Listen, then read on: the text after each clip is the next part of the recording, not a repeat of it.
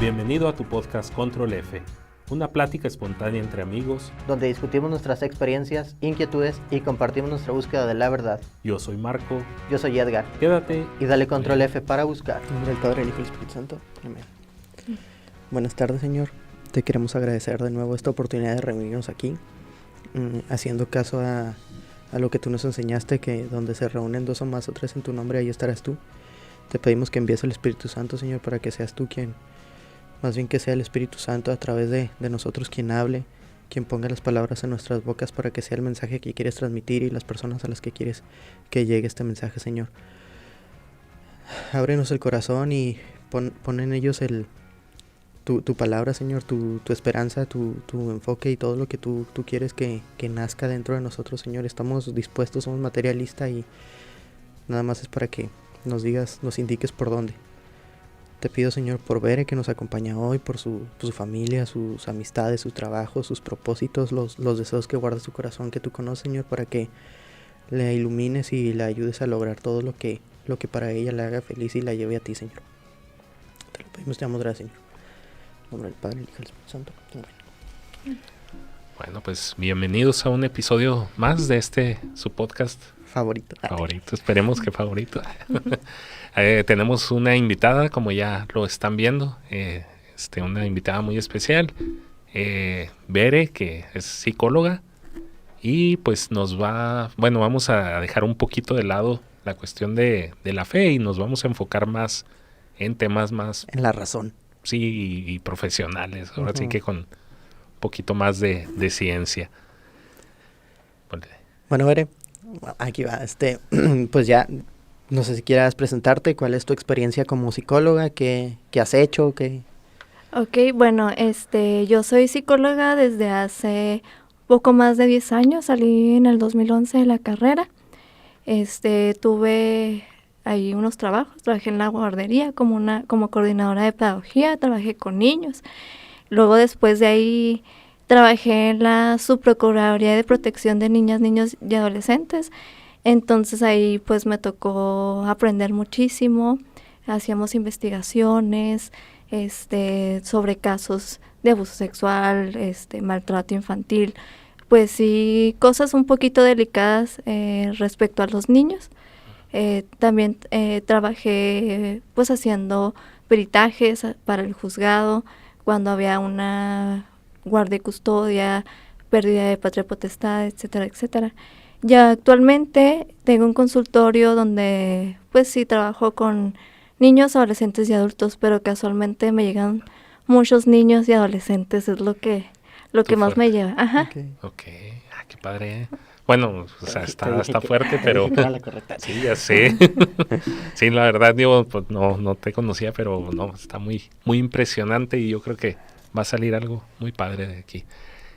¿Nos podrías a lo mejor, o sea, para quien no conoce mucho sobre la psicología, más o menos qué parte del ser humano, digamos, abarca? O sea, el alma, de la razón o qué parte? Okay. Bueno, pues la psicología es una ciencia, pero es muy amplia. Sí. Sí, hay muchas áreas.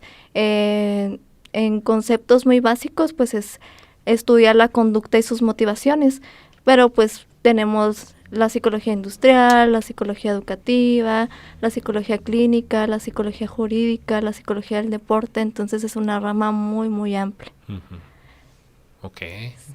Pero en sí del ser humano, o sea, por ejemplo, una consulta normal, digamos, ¿qué le trabajas?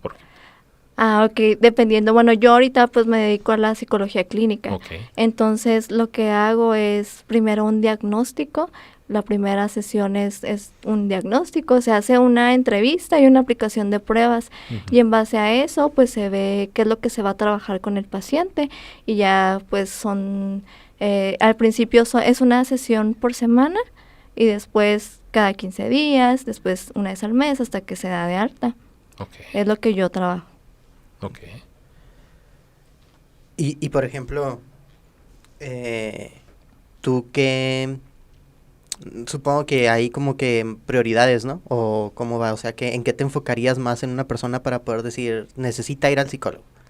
Ok, pues mira, pues ir al psicólogo puede ir cualquier persona, ¿sí? Porque siempre hay como que ciertas áreas que no hemos trabajado y pues no te hace mal ir al psicólogo, ¿sí? Pero pues también a veces pues hay trastornos depresivos, de ansiedad, de la personalidad. Tenemos un manual, lo que usamos los psiquiatras y los psicólogos, que es el DSM-5, y en base a ese manual hay criterios. Por decir, la depresión nos maneja que en un periodo de 2 semanas, pues es que la persona siente mucha tristeza, no se quiere levantar de la cama, ya no come, hay falta de interés en actividades que antes tenía. Entonces ya en base a esos criterios que nos maneja el DSM-5, pues ya se puede diagnosticar, hacer un diagnóstico. Entonces, pues es muy necesario la ayuda psicológica y a veces incluso la ayuda psiquiátrica, el tratamiento farmacológico. Okay. ¿Sí? Y así, o sea, hay muchísimos trastornos, pero ya ahí dependiendo de la persona, de sus características y las características del trastorno, la patología que presente, ¿sí? Pero para diagnosticar, pues necesitamos ese manual. Ok. ¿Les hacen pruebas? Sí. Ajá. Okay. Sí, y con la entrevista, pues ya basamos si cumple con los criterios para algún trastorno. O sea, como que ustedes lo van segregando para poder decir, ok, va cayendo dentro de esta categoría y dentro de esa categoría subcategorías o no es tan... Sí, pues ahí, por decir, los trastornos de ansiedad, hay varios tipos de ansiedad, la ansiedad social, las fobias, etcétera, etcétera. ¿Sí? Entonces sí hay categorías de los trastornos, pero ya para hacer un diagnóstico más eficaz, pues ya con la entrevista, con la sintomatología que presente el paciente, de acuerdo a los criterios que nos maneja el DSM-5, pues se puede diagnosticar. Okay. Está padre, ese no sabía que existía el DSM-5. Y es que yo creo todos tenemos algo, ¿verdad? Tal vez no un trastorno propiamente, pues a lo mejor tan delicado como de depresión o algo así, pero ahora sí que pues somos seres humanos y... Así es, sí, hasta cómo manejar el estrés diario, o sea, sí hay muchas cosas que podemos trabajarlas y podemos aprender a vivir con eso y sobre todo a no caer en alguna enfermedad mental, porque la salud mental es tan importante como la física, entonces claro. A veces pues no le damos tanta importancia. Afortunadamente ahora pues ya como que se le ha dado más difusión y las personas pues ya acuden más al psicólogo, ya no es como que tanto tabú como antes, como que antes pues no era así algo pues muy estigmatizado. Sí. Y que, afortunadamente pues ya las personas acuden vaya, ¿verdad? O sea, con más normalidad, digámoslo así, ¿verdad? Porque pues no debería de ser algo anormal, ¿verdad? O sea, es tan importante como la salud física, así como cuando te duele el estómago o cuando necesitas ir al dentista, pues es lo mismo el psicólogo. Oye, por ejemplo, una persona así, o sea, promedio, que piensa que no necesita, que está bien, pero, por ejemplo, físicamente, bueno, el cuerpo, corporalmente, se hace un check-up. ¿Existe algo similar, por ejemplo, en términos de la psicología, algo así como vamos a hacerte un diagnóstico a ver cómo andas más o menos? Sí puede ser, sí se puede ser, a lo mejor la persona pues no va a tener, por decir, la ansiedad, ¿no? En rasgos muy altos, a lo mejor pues va a ser pues lo normal, pero pues sí es importante que la persona pues sepa manejar esa ansiedad cuando pues en alguna preocupación o alguna cuestión en su vida que no sepa cómo manejarla, entonces pues no está de más. Ok, qué padre.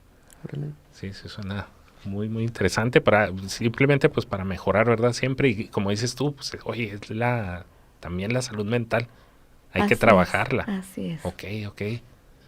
Oye, y por ejemplo, bueno, ahorita están muy de moda que los coach de vida y cosas de esas. No tiene mucho que ver con eso, ¿verdad? La psicología. Bueno, aquí es muy importante que la persona que, por decir, un coach, hay psicólogos que son coach que tienen la preparación. Okay. Sí, pero hablando de salud mental, pues sí tiene que haber una preparación porque, pues, lejos de ayudar, podemos perjudicar a la persona. De hecho, hay muchísimos tipos de de terapias, pero no todas tienen su evidencia científica. Claro. Entonces, la Asociación Americana de Psicología nos maneja varios tipos de terapias que ya se han investigado y que han visto que funcionan. Ujú. Entonces, como psicólogos, pues tenemos la ética de saber qué tipos de terapias ya se sabe que funcionan. Ujú. Entonces, pues hay muchísimos, pero no todos te funcionan. Y hay que, digamos, una funciona mejor que otra. O es así como que dentro de un rango y ya se dice funciona y ya. Pues por decir, dependiendo, por decir, también del diagnóstico, Ujú. Ok. ahí te maneja este tipo de terapia, te funciona más para este diagnóstico. Ah, ok. Ya. Sí, y hay otras que están en investigación todavía, entonces que todavía no se sabe si funciona o no, pero que, o sea, ya están en investigación. Ok. Oye, bueno, yo porque pues mi esposa estudió un posgrado en psicología, pero organizacional, y yo notaba que se enfocan mucho en lo que es estadísticas. O sea, de hecho la materia de estadística para ellos es, Ajá. para ustedes pues es muy fuerte. Básicamente hacen, o sea, lo que son estudios para poder clasificar los padecimientos o como trastornos, ¿verdad? O para qué les sirve la estadística. Sí, la estadística funciona mucho en las pruebas psicométricas. Ok. Sí, porque también tienen que tener un estudio, saber que si funcionan, que los aplican a cierto grupo de población Ujú. y ya ven también qué tan funcionales son, Ok. la validez, la confiabilidad. Entonces, en eso se utiliza mucho la estadística, Ok. en las pruebas psicométricas. Ah, muy bien, muy bien. ¿Hay alguna forma de resolverlas fácil? ¿Hacer un acordeón? Excelente. Bueno, pues ya le entramos a los... Ahora sí, ya. A los Eso era chavos. el contexto, ¿verdad? Nomás Ok. para entender. Yo, la verdad, sí. Contigo ya lo he platicado un par de ocasiones. El psicólogo. No es que me cueste, pero siento como que yo no confío en cualquiera. Entonces, sí, digo, encontrar uno bueno, sí se me hace más difícil. Ya encontré una. Bueno, pero básicamente habiendo dado o puesto en la mesa el contexto, lo que queríamos platicar contigo era la cuestión de los chamacos, los niños, ¿verdad? Yo ya, pues no tengo hijos, pero Marco sí, entonces, él va a ser el conejillo. el conejillo, exactamente, él y sus hijos. No, mejor no. No, pues más bien, pues a lo mejor que nos pudieras orientar, pues sí, o sea, yo sí he visto, lo veo no con mis hijos, pero tengo sobrinos, ya unos grandes, otros chiquitos, pero yo sí veo, por ejemplo, cómo fui educado yo, a cómo son educados ellos, y es un mundo distinto, es algo completamente diferente. No sé si desde el punto de vista de la psicología tenga algo que ver, pues sí, o sea, mi hermana y yo, pues fuimos educados, digamos, de la misma manera, y ella educa diferente a sus hijos que como mi mamá a ella, ¿sabes? O sea, no sé ahí qué tenga que ver, o digamos que si ha habido inputs, tal vez, o mejoras, o improvements en el estudio, en proceso, algo así, ¿no? Sí, pues mira, tiene mucho que ver, pues, el aprendizaje, ¿verdad? A lo mejor, pues, tu hermana, ¿verdad? Me dijiste. Sí. Que a lo mejor ella, pues, vio ciertas formas diferentes de cómo educar a sus hijos. Y ahora, como hay tanta información, hay muchos medios de información que de ahí agarramos aprendizajes para cualquier cuestión de la vida. De hecho, la conducta es un aprendizaje. Okay. Sí, entonces, yo pues trabajo mucho con niños con problemas de conducta. Entonces, la gente cree que a un niño con problemas de conducta hay que pegarle. O sea, que no pasa nada, que a mí me pegaron de chiquito, yo no me traumé. Escucho mucho ese tipo de comentarios. Sí, pero no, la ciencia, ¿verdad? Nos dice que no es necesario. Hay un método para trabajar con esos problemas de conducta sin necesidad de llegar a la violencia. ¿Sí? Es una economía de fichas. Yo manejo mucho lo que son las economías de fichas. Entonces, cuando llega un niño con problemas de conducta, pues siempre es muy importante ser muy específico. al momento de que no es de que el niño se porta mal, porque portarse mal pues es algo muy amplio, ¿no? Es subjetivo, ¿no? Es subjetivo, exactamente. Entonces les decimos a los niños, es que si te portas mal no te va a traer nada Santo Claus o cosas así. Pero pues no está específico, el niño no sabe, o sea, es algo muy, muy general, entonces por eso tenemos que ser muy específicos. Pero decir, ¿qué es portarse mal? Pues portarse mal a lo mejor es pegarle a los compañeros de la escuela, es no hacer la tarea, etcétera, etcétera, ¿no? Entonces se define primero que nada la conducta que queremos cambiar, ¿sí? Ya definida la conducta, pues entonces ya podemos empezar a trabajar, ¿sí? De manera muy específica. Entonces ya está definido que el niño tiene que hacer la tarea, que el niño tiene que respetar a sus compañeros, que es respetarlos, pues no es no pegarles, no llegar a agredirlos. Todo eso se lo tenemos que explicar al niño, ¿sí? Y en base a eso empezamos a trabajar con una economía de fichas. ¿Qué es una economía de fichas? Pues, ¿qué nos viene el nombre de economía? ¿Qué es lo primero que se nos viene en pues nombre? Dinero. Dinero. Ajá, es parecido. O sea, aquí no va a ser dinero, pero van a ser fichas que se van a manejar como dinero.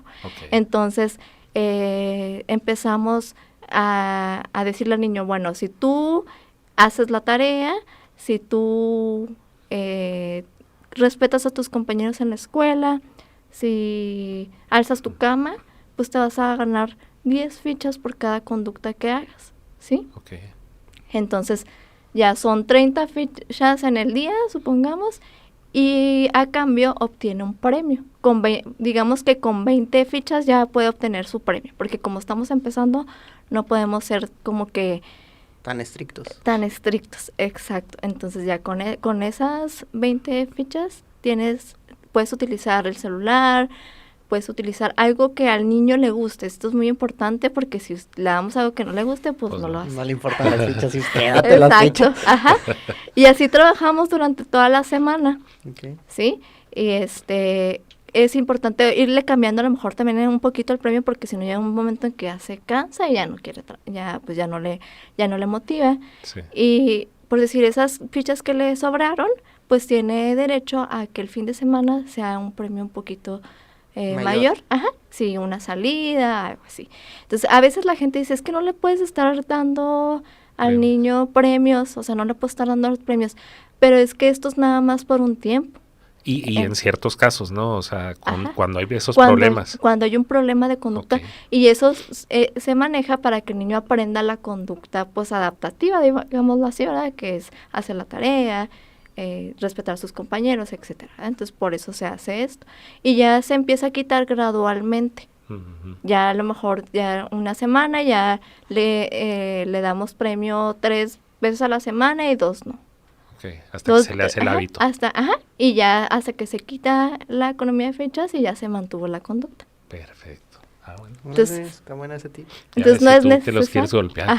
Entonces no es necesario pegarlos. Yo ya había comprado el para cuando tenga hijos, aquí está el cinto. Y por ejemplo, esa economía de fichas, ¿hay como que un rango de edad o así, digamos, hasta los 12 años funciona o...? Te manejan que a los 8 años, hasta los 8 años es así como que tener las fichas visibles, ¿sí? Así de que, no sé, que las tengan en su cuarto, que lo hagan así, una manualidad, etcétera, ¿no? Ya más grandecito se maneja un poquito diferente. Se hace como un balance de lo que estás gastando. Sí. Oye, si se porta mal, ¿le quitas fichas? Sí se puede hacer, pero es importante que sea un acuerdo, porque si no quedamos en eso con el niño, no lo podemos hacer. Sí, porque si no, no va a funcionar. ¿Sí? Si llega un momento en que se le pueden quitar, sí, pero ese es un acuerdo que se tiene que hacer antes con el niño. Muy bien. Sí, y eso se recomienda ya cuando ya está establecida la economía de fichas, no al principio no. Pues sí. Suena interesante. Y esa es una forma, dices. Sí, es una forma, esa es como que la forma más efectiva. Claro que también se maneja lo que le llamamos los psicólogos el reforzador social, que es decirle muy bien, lo hiciste muy bien, ves como si puedes, todo eso, o sea, porque eso también le ayuda al niño a crear seguridad y incrementar su autoestima. Claro. Sí. Oye, hablando eso de autoestima, ahorita es un tema, ¿no? La autoestima. Sí. Híjole. Bueno, tú ya estás proponiendo eso, lo de la economía de fichas para evitar, digamos, agresión. Y ahorita estabas comentando que te ha tocado precisamente de abusos. Así es. No necesariamente quizás sexuales, normalmente se podría pensar, pero físicos en cuestión de agresión, ¿no? Así es. Y bueno, ahorita que comentaste el tema de abuso sexual, desgraciadamente hay muchísimos casos. O sea, es algo que es muy, muy frecuente, desgraciadamente.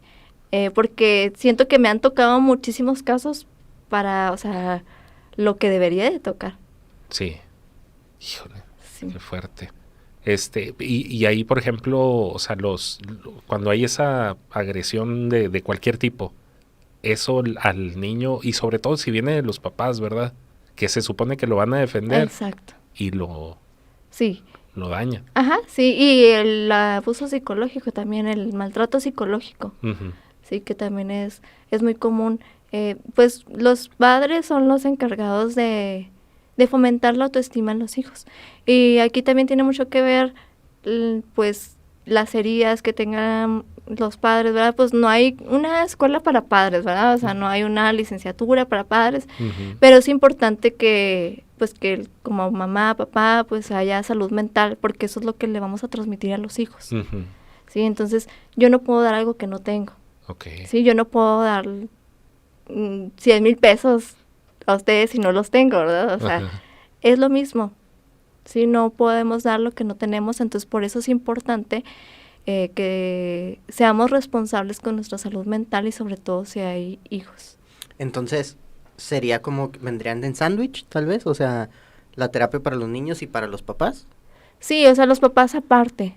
Sería, o sea, bueno, con los niños siempre se habla con los papás, se dan recomendaciones y ya como papá, pues recibir tu terapia individual. O a veces hay terapias familiares, ¿verdad? También.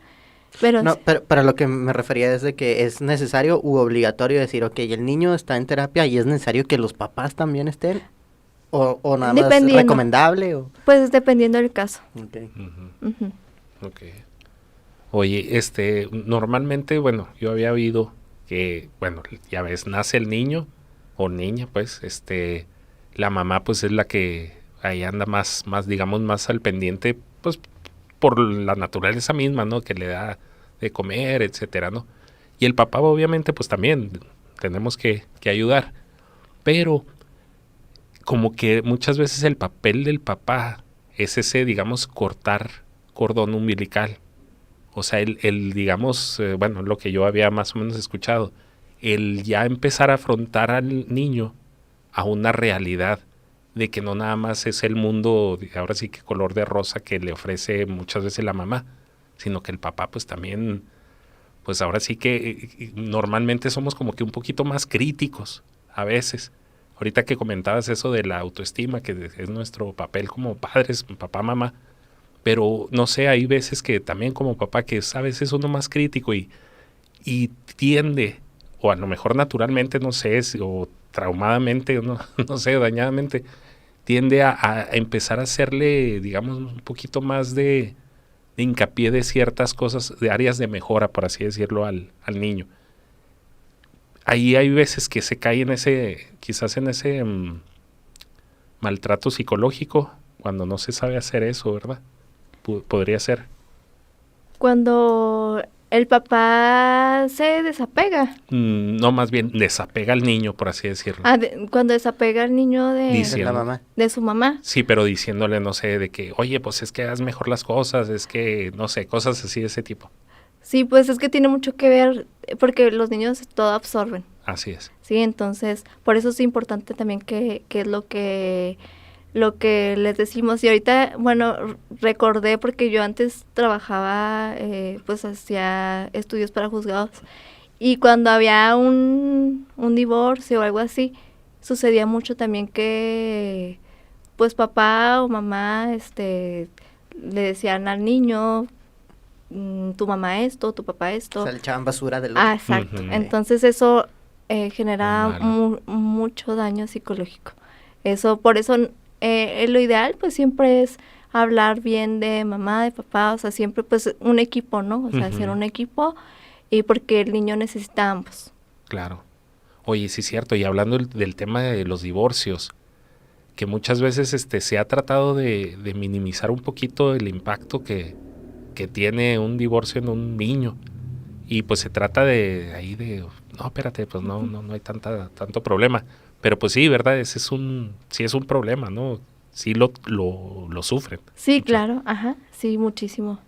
Okay. Sí, los niños sufren mucho, entonces siempre es importante que pues no se hable mal ni de mamá ni de papá, ¿sí? Porque pues para el niño son sus papás, ¿no? O sea, claro. Independientemente de lo que esté pasando, la situación, pues es su mamá y su papá. Ok. Y entonces, ¿qué problemas has visto tú más a menudo, por así decirlo? Digamos, no yéndonos quizás a lo extremo, pero un general que digas, lo que más me llega es esto. ¿Los problemas de conducta que habías mencionado? Sí, ahorita que estoy de manera independiente son como que los problemas de conducta, pero también se generan mucho cuando mamá o papá trabajan. Okay. Sí, entonces buscan atención los niños, entonces eso es algo que está muy normalizado, ir a trabajar y todo, pero también no damos tiempo de calidad a los niños, entonces es cuando ellos empiezan a manifestarlo en su conducta. ¿Sí? Llaman la atención. Sí, y generalmente es pues por un problema de conducta. Okay. Y entonces ahí lo recomendable para aquellos papás, mamás que trabajan es... no confundir calidad con cantidad. ¿Sí? O sea, la calidad, si mamá o papá trabajan, pues 5 minutos con el niño, pero esos 5 minutos sin el celular, sin distracciones, que sean exclusivamente para el niño. ¿Sí? Porque de nada nos serviría estar todo el día con ellos si no les estamos poniendo atención, si estamos viendo la tele, si estamos haciendo otras cosas, ¿sí? Por eso no confundir calidad con cantidad. Okay. Que no está mal también pasar bastante tiempo, ¿verdad? Con ellos. Si es de calidad. Si es de calidad. Todo lo que se pueda. Sí, todo lo que se pueda, pero sí, pues sí, por las situaciones que a veces pues no se puede, pues que por lo menos ese pequeño tiempo pues sea de calidad. Okay. No, es que iba a poner más o menos el ejemplo ese, pero me ganaste como que la pregunta. Entonces, digamos, no es necesario las 2 horas, pero no sé, que te lleves al niño a un parque a caminar, por ejemplo, o a andar en bicicleta o algo así, y ya con eso cumples la parte de que la pequeña parte de atención que necesita un niño, aparte de todo lo demás que necesita, ¿no? Supongo. Así es. Okay. Y además de conductas, ¿qué otros problemas has visto? Pues emocionales. Generalmente, bueno, yo trabajo con conducta y emociones. Ya cuando hay un problema de lenguaje, de aprendizaje, pues sí los canalizo. Entonces, sí trabajarles las emociones, que desde chiquitos aprendan a identificarlas, que es el primer paso, saber qué es lo que me pasa, ¿sí? Y luego ya después, pues poder tener ese autocontrol, poder regularlas. ¿Sí? Entonces, pues van los niños y ya les enseño a tener autocontrol de sus emociones. Muy bien. ¿Cómo sería eso? Eso me brinca. O sea, ¿cómo identificas una emoción y luego cómo la controlas? Primero que nada, pues en qué parte del cuerpo la siento. ¿Sí? Caray, a ver, explícame. Por decir, la tristeza, ¿dónde la sientes? O sea, cuando estás triste, ¿de dónde sientes tu tristeza? ¿Dónde se siente? ¿En qué parte del cuerpo? ¿Me estás preguntando? Sí. Del corazón. Sí, pues como en el pecho, ¿no? Sí, así te van diciendo los niños también, no, pues que yo la siento acá, en el corazón. Entonces, se hace, pues son actividades lúdicas, ¿verdad? Para que el niño pues aprenda por medio de dibujos, algún dibujo con un muñeco, y ya ellos te van diciendo, no, pues que yo la siento aquí, yo la siento acá. Entonces, poco a poco, pues ellos van aprendiendo a identificar primero sus emociones. Se trabajan con muchas actividades lúdicas para poder identificarlas. Y luego ya después, ya que las identifican, pues ya poder expresarlas y poder tener autocontrol, por decir en el enojo, que es muy común en los niños también que se enojan y que a veces golpean a otros niños y así, entonces ya se les va trabajando con actividades para que ellos aprendan a tener ese autocontrol. Ok. Muy bien, muy bien. Está padre. Las emociones, las de intensamente. Sí, también, de hecho. También pensé en eso. Sí, de hecho, esa es la primera película que yo les recomiendo que vean. Ok. Sí, y aprenden mucho. Y los niños aprenden súper rápido. Les cuento cuentos y se acuerdan en la siguiente sesión, se acuerdan de absolutamente todo. Ok. Pues sí, entonces sí, se trabaja la terapia con los niños, es muy didáctica, es con cuentos, con juguetes. Oye, yo lo que hacía también con los chavos, agarraba algún osito de peluche y me ponía a platicar con ellos, como para que no estuvieran hablando a lo mejor tanto como en el papá, y salen cosas interesantes, Ajá. Sí, salen. Sí. Sí, les gusta mucho, Sí. y ellos mismos a veces en el consultorio van por los juguetes y yo quiero que esté este mono aquí en la sesión conmigo y así. Y les cuento cuentos con los mismos monos y todo y les gusta mucho. Uh-huh. Sí. Sí, está padre. Órale. Hay buenos tips, Sí, está chido. Sí. Oye, recorrido. Y bueno, no sé, ya con los niños ya abarcamos casi todo. Pues para ahorita pasar. sale, no te preocupes. Oye, bueno, es la etapa del niño en la que pues ahora sí que depende 100% de los papás, pues básicamente, pues sí, es un ente dependiente. Y luego pasa a la adolescencia, en el que, bueno, es un proceso que se supone que se va a convertir ya en un adulto responsable. Pero suceden muchas cosas. ¿Qué nos puedes platicar ahí de todo eso?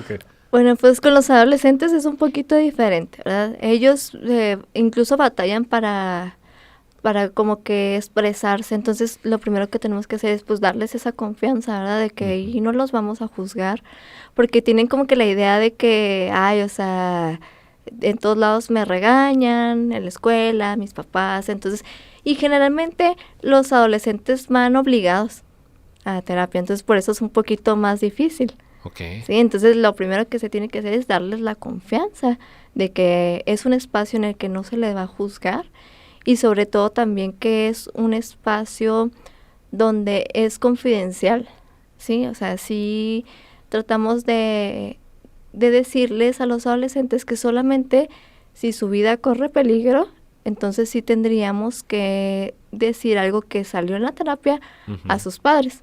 Pero si su vida no corre peligro, pues no podemos como que perder esa confianza con el adolescente. Claro. ¿Sí?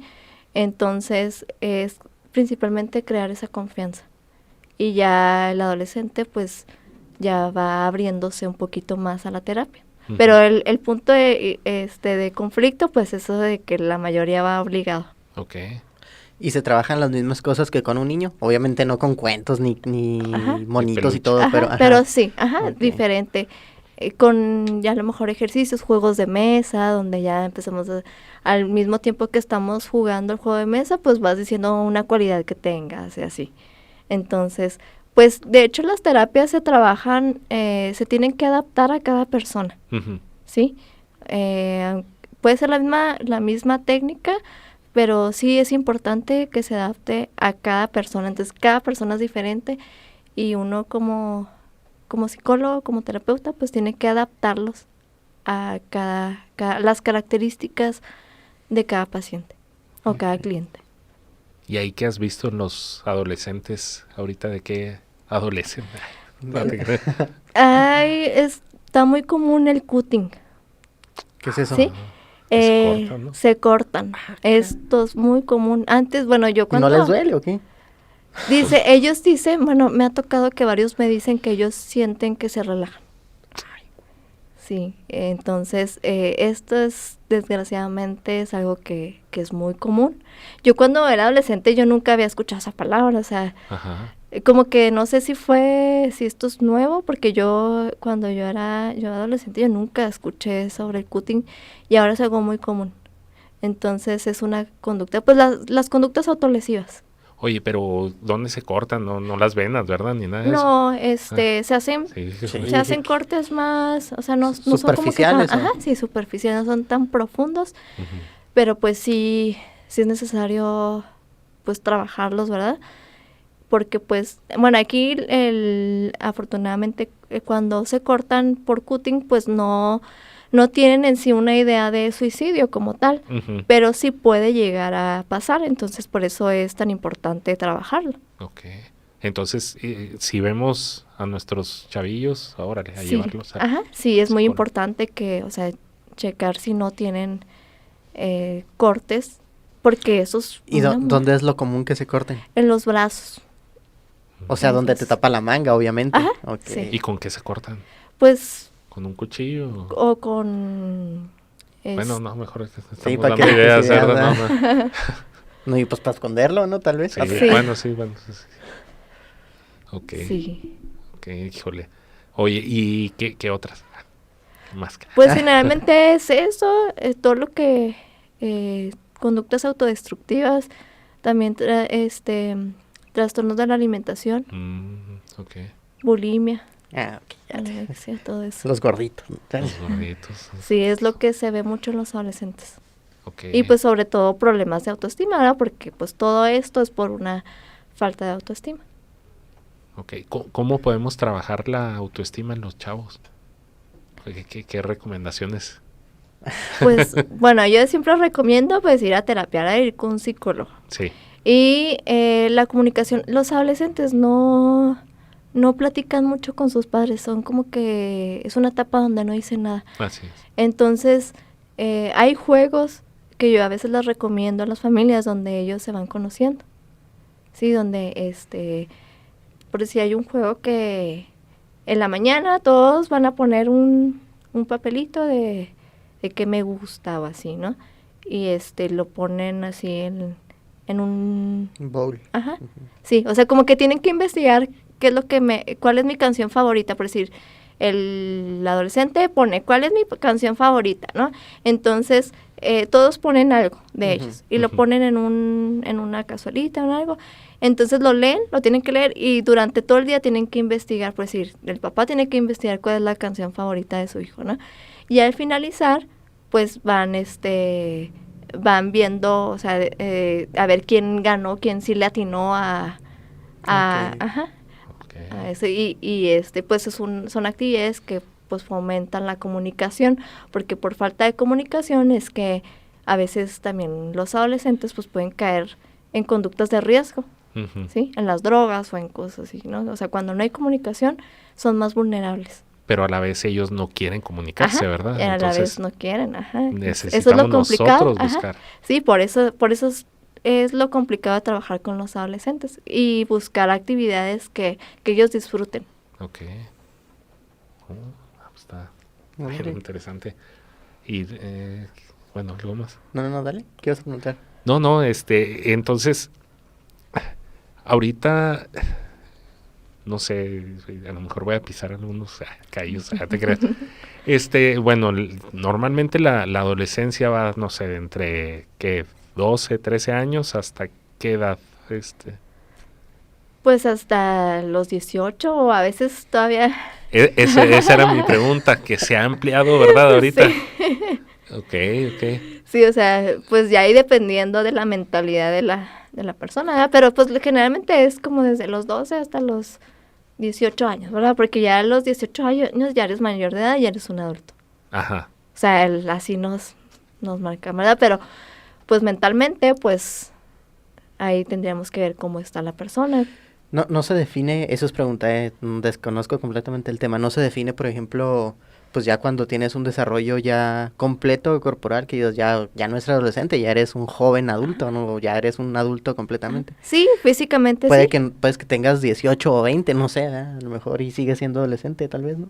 Pues ajá, sí, por la forma de pensar y Así es. y Ok. de esas características. Oye, sí, había escuchado que la corteza prefrontal y que se desarrolla hasta los 21 y ese tipo de cosas. ¿Ese también es un determinante quizás? O aunque ya tenga 19, pero no lo ha desarrollado eso, sigue siendo con cierta inmadurez, de todos modos ya no es adolescente, por así decirlo. Pues es que ahí dependería del desarrollo de cada quien, Ok. ¿sí? Y bueno, o sea, la ley ahí ya cuando, o sea, Sí, legalmente 18 y pues eres 18 adulto. años y ya eres adulto. Aquí. Ajá. Ajá. Pero pues ya es que en Estados Sí. Unidos que 21. 21. Ajá. Ok. Pero está extraño, ¿no? Porque, por ejemplo, hasta los 21 te dejan, por ejemplo, el alcohol, ¿verdad? No puedes tomar hasta los 21. Así es. Pero sí puedes, había escuchado, ¿no? Que, las licencias de las armas y todo eso, a los 18 ya es legal o algo así, ¿no? O ¿Quién sea, sabe sí qué? depende mucho de la legalización, de la ¿cómo se le diría? Legalidad. Pues de la ley. Ajá. Legislación es la Legislación. palabra. Ok. ¿Qué más? ¿Qué más? Yo sí tengo, pero ya no es de adolescentes ni de jóvenes, ¿verdad? Es de adultos plenamente. Hablábamos un poco acerca de personas que conocemos y pues yo los veo así bien claro, o sea, yo digo, este tiene algo, no sé qué tiene, pero tiene algo. Por ejemplo, una conducta que yo he visto es una persona que tiene el ego hasta las nubes, o sea, no sin poder, pero con ego hasta las nubes. Cuando ya empezamos a leer así acerca de esto, vimos que estaba el trastorno obsesivo, el compulsivo, y luego también leímos de que había trastorno obsesivo depresivo, y luego había otro que era, el TOC es el que el mismo, ¿eh? El Sí, obsesivo el TOC es el compulsivo. mismo, ajá. Ajá, y luego El narcisista. el narcisista, ajá. Y yo sí noté mucho ese de que esa persona de que te digo, que un ego hasta las nubes y se vuelve un poco complejo tratar con esas personas. Como un ente, una persona externa, una tercera persona, ¿cómo tratas con esas personas? O sea, evidentemente son personas que deberían acudir a un psicólogo y la terapia y todo el show. Pero tú como un tercero, Ok, pues siempre, principalmente no tomarte las cosas personales. O sea, a lo mejor si tiene problemas con su ego, pues es su problema y a lo mejor no es tanto contra ti, a lo mejor esa persona trae heridas, Ujú. ¿sí? Entonces, principalmente no tomarte las cosas personales, ¿sí? Y pues siempre tratando las respiraciones, relajándonos, ujú, ¿sí? Pero el punto fuerte es no tomarte nada personal. Ok. que se te resbale básicamente. Ajá, sí. Y no sucede, por ejemplo, que haya como repercusiones, o sea, decir, es que no se me puede resbalar siempre, ¿no? Bueno, también es importante que poner límites, ¿verdad? O sea, cuando Ok. esa persona está ya faltándonos al respeto o algo, pues sí es importante poner límites, ser asertivos, ¿sí? Si es algo que nos cuesta, pues eso se trabaja en la terapia también. sí, sí, sí. Aprender a poner límites, aprender a ser asertivo. Ok, pues sí, entonces cuando, pues ahí para los que nos escuchan, si tratan con personas difíciles, que pues todos somos difíciles de alguna forma, pues Entonces, terapia. entonces vuelve lo mismo, la terapia no es propiamente que tengas un Ah, problema, exacto. también es Ajá. para tratar con los del problema. Ajá, sí, para obtener habilidades sociales, Eh, sí, inteligencia emocional. Ándale, está padre Está eso. bien padre. Pásame tu número. No, sí, ahorita nos dices ahí para que echarte publicidad. Ah, echarte claro, flores. gracias. No, sí. ¿Qué otro trastorno? Bueno, vimos ese. Bueno, yo leí ese del ególatra, el narcisista, supongo que esa es la definición correcta, ¿no? Sí, bueno, o sea, no podemos decir si esa persona que dices tú tenga No, algún con trastorno, las características Pero, que yo ajá. te planteé, ¿verdad? Porque no lo Ajá, conozco sí, y no porque- vivo con esa persona para decir que le duele o que no le duele. Ajá, pero pues básicamente ese tipo de personas, pues sí, para poder como que tolerarlas, pues son estas recomendaciones. Ok. Y luego era... Bipolaridades. Ese mero. Por ejemplo, el bipolar, ¿cómo lo defines? ¿Qué es? Ah, ok. Bueno, de hecho, el concepto de bipolar se ¿Ya no existe? escucha... No, sí. Bueno, sí existe, pero lo utilizamos de que, ay, esa persona es bipolar porque... A veces está de buenas Sí. de otras de... No, la bipolaridad no tiene nada que ver con eso. La bipolaridad es una persona que tiene episodios de episodios de depresión y tiene episodios de manía, Okay. ¿sí? O hipomanía, dependiendo si es bipolar 1 o bipolar 2, porque hay dos tipos. Ajá. Que es o sea, ¿qué defines como manía? Manía es, por decir, te pongo un ejemplo, una persona en un estado de manía puede gastarse todo lo que tiene en su tarjeta de crédito en un día. Puede gastarse más de 100,000 pesos. Okay. ¿Sí? Entonces, Gracias a Dios no tengo eso. eso es una manía, o sea, es algo muy extremo, Okay. ¿sí? Y el otro extremo, pues, es la depresión, es no querer levantarse, no querer salir, ¿sí? Entonces, cuando una persona con un episodio que tenga de manía, ya se puede diagnosticar con bipolaridad. Ahí pues, hay que ver si es bipolaridad 1 o bipolaridad 2. Pues ya viendo, pues, el manual, el psiquiatra lo puede diagnosticar también, y generalmente estas personas, pues, necesitan, pues, su tratamiento farmacológico. Y pues también es recomendable la psicoterapia, pero es muy necesario el tratamiento farmacológico. Generalmente les recetan litio. Okay. ¿Litio? Ujú. Órale. ¿Hay una reserva que dicen que hay? Sí. Sí, pero eso, bueno, y eso ya es como que más temas de psiquiatría. Sí. Okay. Y por ejemplo, tú nos acabas de decir que el bipolar es cuando tienen manías y depresión. Ajá. Y los que tienen cambios de De buenas y de malas. Ajá. ¿Cómo se define eso si no es bipolaridad? Si no es bueno, también hay otro trastorno que se confunde con la bipolaridad, que es el trastorno límite de la personalidad. Oh, ¿Sí? Para ellos es todo gris o todo negro, todo blanco. Ujú. ¿Sí? Hay otros criterios que a veces los confunden, y hay personas que simplemente pues no tienen el trastorno como tal, ¿verdad? Sino simplemente es característico de la persona, o pueden ser muchísimas otras cosas, ¿sí? Puede ser propio de la personalidad Ajá, y ya. sí, pero para todos los diagnósticos pues hay que ver los criterios, ¿sí? Sí, Que sí. se cumplan, que se tienen que cumplir con lo que nos dice el manual. Okay. Oye, hablando de eso del manual, ¿no te ha tocado algún caso que como que trae de varias, pero no se sabe Sí definir? puede ser, o sea, sí Ok. puede, de hecho una persona puede tener varios trastornos. Pero como que aspectos de, pero no propiamente. No, rasgos. Ándale, rasgos. Ajá, rasgos, sí. Y no Ok. necesariamente que esté pues diagnosticado con un trastorno, pero sí puede tener rasgos característicos de uno. Ujú. Sí. Ok. ¿Y eso también se trata o ya es de la personalidad? Eso puede ser, dependiendo si ya está causando conflicto, pues hay que tratarlo, pero si no causa conflicto, pues no es necesario. Y hay muchas variedades de trastornos, de hecho hay muchos que pues nunca me han tocado, y lo es que, o sea, cuando se actualiza el manual a veces quitan y ponen. Ajá. Ok. Pues sí, por decir, el ejemplo más común es las personas que constantemente están limpiando. Un obsesivo compulsivo puede durar limpiando hasta 8 horas. Mm. Entonces, la obsesión es el pensamiento que tiene que estar todo limpio, los gérmenes, ¿no? Esa es la obsesión, y la compulsión es lo que hace, la conducta de estar limpiando, Ok. ¿sí? Hay muchos, pues no necesariamente en ese tipo de personas se diagnosticará, porque también hay personas que tienen este trastorno, pero respecto a las enfermedades y así, pero pues el más común pues es el que está Limpiando. Ajá. Órale. Y bueno, dentro de lo que ahorita hablábamos de las estadísticas, toda esa cuestión.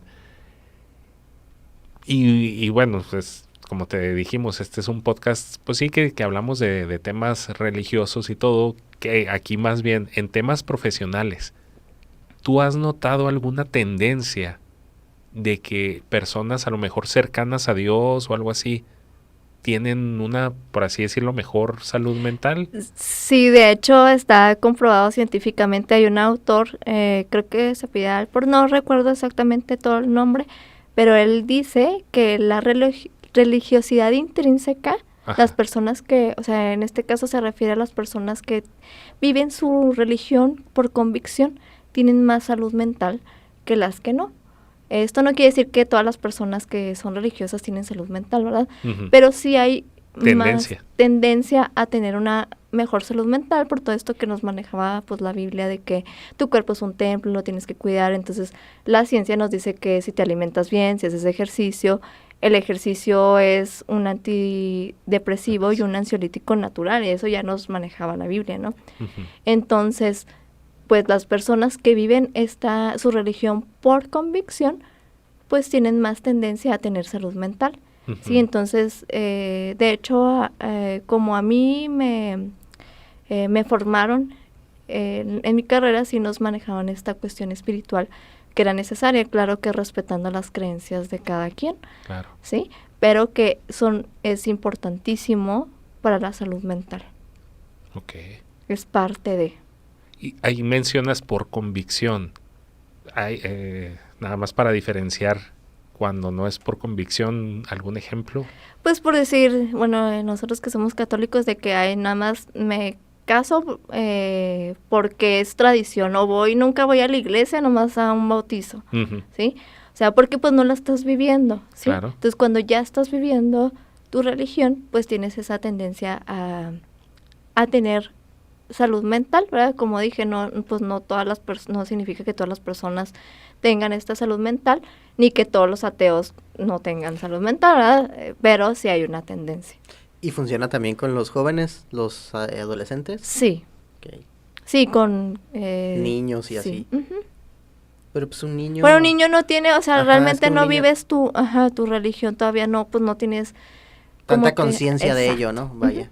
Pues, pues a lo mejor no la vives, pero el hecho de creer, bueno, de saber que tienes un padre todopoderoso, etcétera, etcétera, yo creo que te da una confianza bien grande también, ¿no? Como niño, pues. Sí, y sobre todo porque pues ahí es donde uno aprende, ¿no? Desde niños, desde chiquitos que nos vamos formando en el catecismo y vamos creciendo, pues es importante también ya para la vida adulta, como ya tenemos esa formación desde chiquitos, pues es más fácil que nos adentremos en tener esa convicción, ¿sí? Que si no.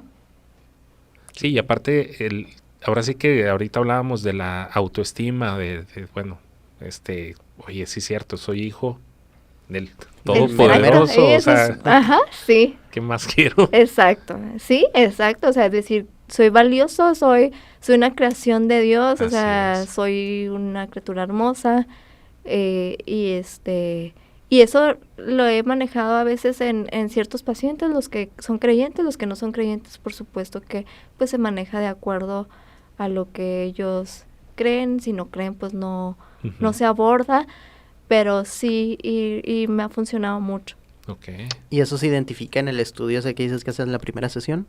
¿O cómo? No, eso es que es dependiendo, en la primera sesión digo, nada más es una evaluación, y ya conforme se va dando la terapia, porque incluso van saliendo más cosas después durante las sesiones, porque a veces el paciente en la primera consulta pues no te tiene tanta confianza, o cree que tú lo vas a sacar o así.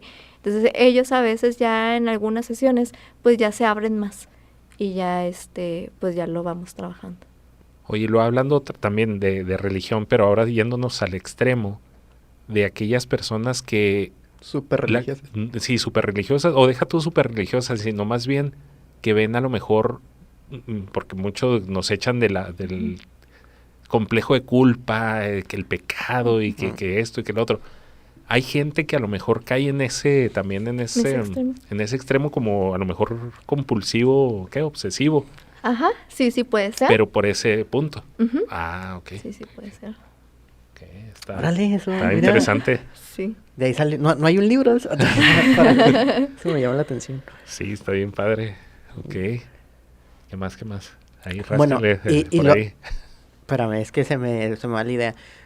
Ahora que mencionas lo del trastorno, de eso que decías, de que hay gente que quiere, o que cae en la compulsión, digamos, ¿no? De hacerlas, hay ¿cómo se llamaría lo contrario del trastorno? No es... Vale. Madrismo. No, o sea, no hay así algo que lo defina como, pues no sé, blanco contra negro, la compulsión contra el te vale Mauser, o el, ¿no? Pues no hay... O sea, no hay otro extremo, digamos, esa es una parte, no hay la parte contraria.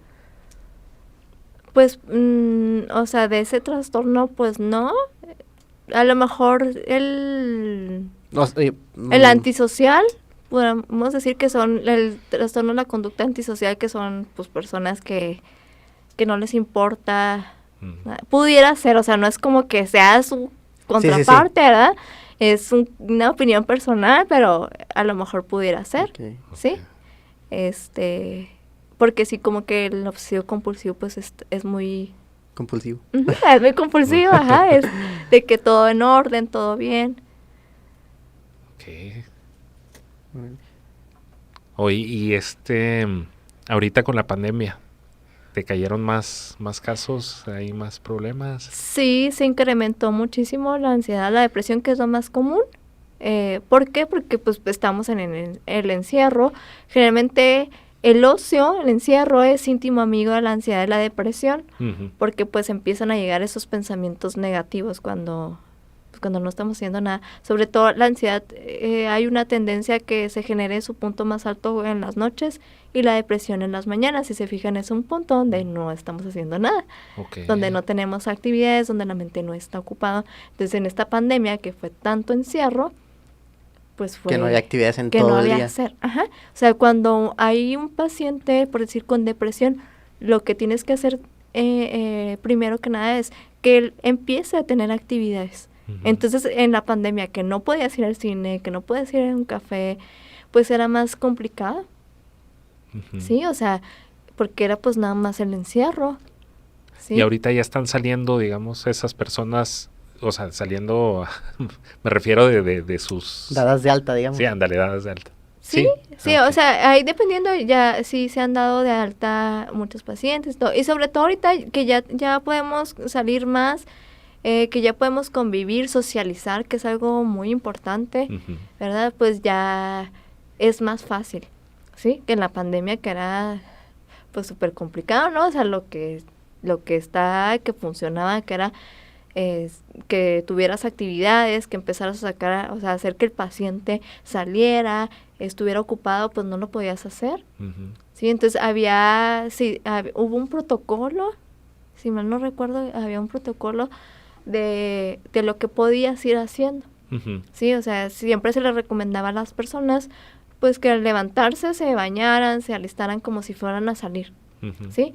Y estar aprender algo durante la pandemia, hacer ejercicio en tu casa, sí, o sea, todo lo que se pudiera. Sí, afortunadamente ahorita pues ya se puede hacer más cosas y ya... Sí, pues ajá, ya está normalidad, prácticamente. Sí, y ya pues la mente está ocupada, mientras esté ocupada pues no, es más difícil que lleguen los pensamientos negativos, ¿sí? Y hay gente que me dice, es que yo me siento más mal cuando estoy de vacaciones o en fin de semana, ¿sí? Que es cuando no tienes nada que hacer. Tienes nada que hacer, ajá. Entonces, pues ahí cierto.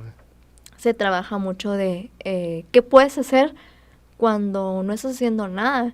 Sí, pues bueno, yo el tipo de terapia que trabajo es la cognitivo-conductual, y entonces ahí se le enseña al paciente a reestructurar esos pensamientos que se están activando, ¿verdad? Es todo un proceso, y aparte, pues, ¿qué puedo hacer? Puedo hacer alguna actividad que me gusta, o sea, que el paciente se conozca, que sepa qué le gusta, qué le hace sentirse bien para esos momentos.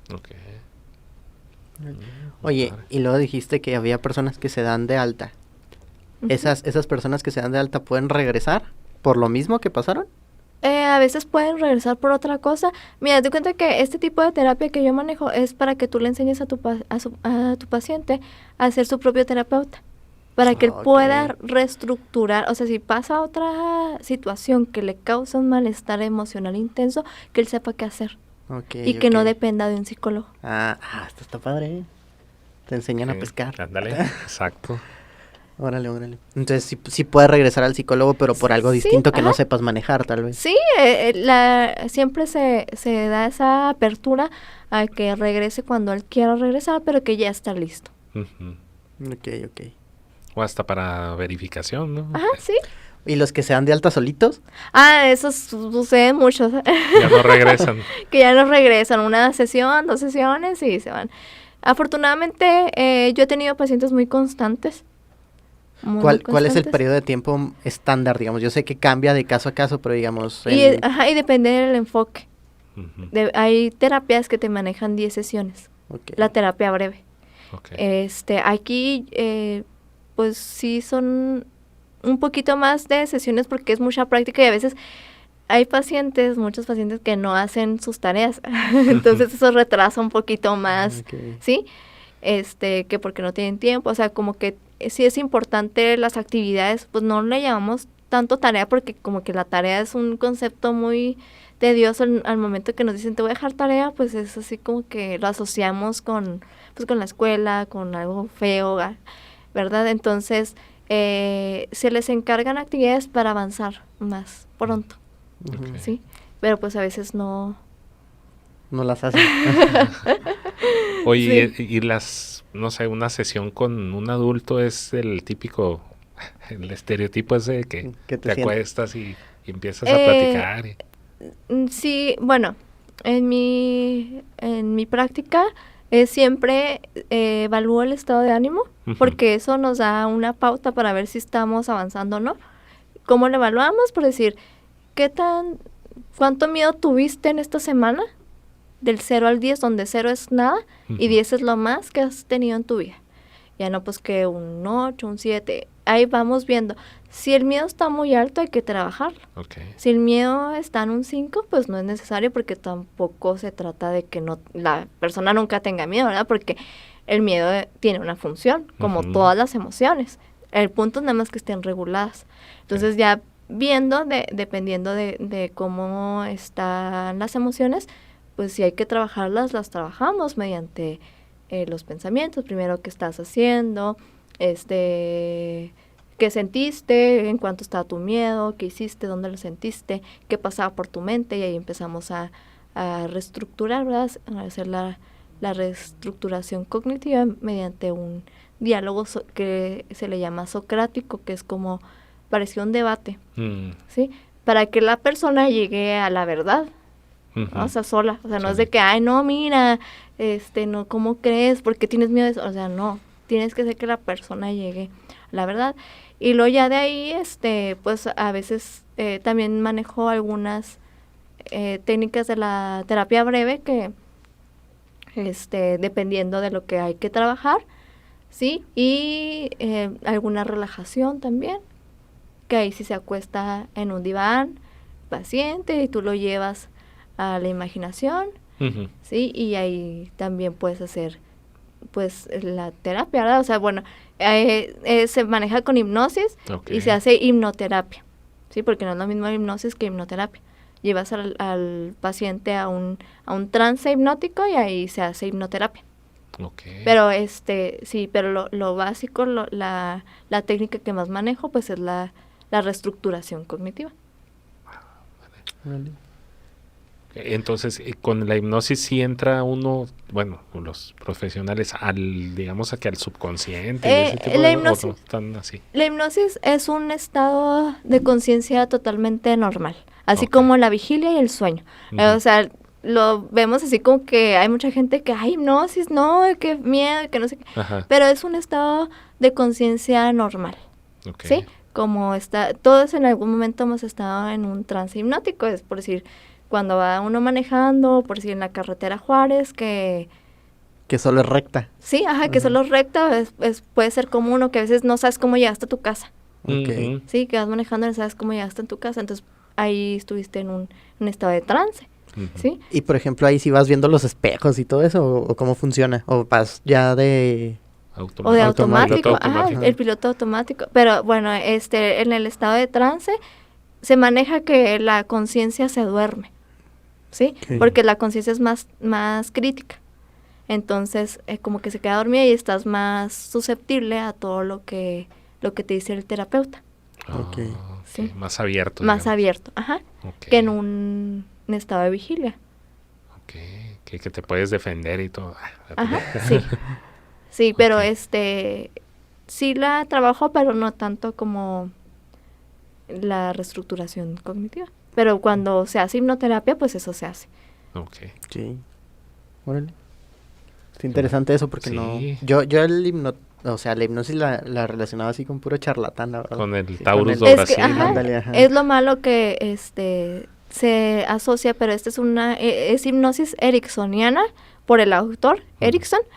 y se trabaja, o sea, no es de que les des órdenes a la persona, ¿no? Sino que... Sí, yo decía, a ver, Sí, no. dame los números de tu tarjeta. Sí, no.